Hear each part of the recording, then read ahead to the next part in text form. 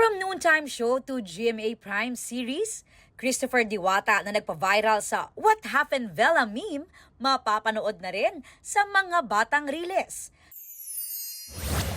Pagkasa ni Marian Rivera sa AI mermaid trend, nostalgic ang feels. Napathrowback ang fans sa iconic role ni Marian as Jezebel.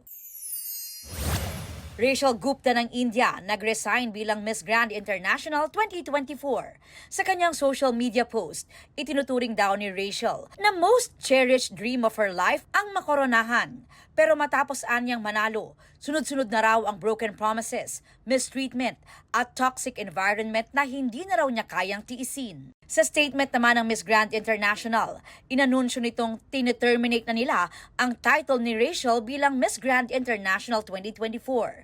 Bigo raw si Rachel, nagampanan ang kanyang assigned duties. Pumasok din daw siya sa external projects na hindi inaprubahan ng organization. At tumanggi umanong sumama sa isang scheduled trip. Wala pang bagong pahayag si Gupta kaugnay nito. Ipinababalik din ng MGI ang corona ni Rachel sa loob ng isang buwan. Kasunod nito, nag-upload ang MGI sa kanilang social media pages ng video clips ni Miss Grand International First Runner-Up, ang Pinay Beauty Queen na si CJ Opiaza. May caption pa itong, "Being a queen isn't just about outer beauty. It begins within. Stay tuned."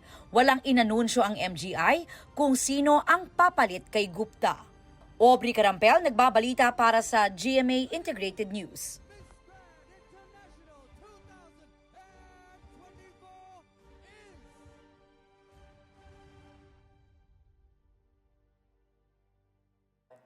Huwag magpahuli sa mga balitang dapat niyong malaman.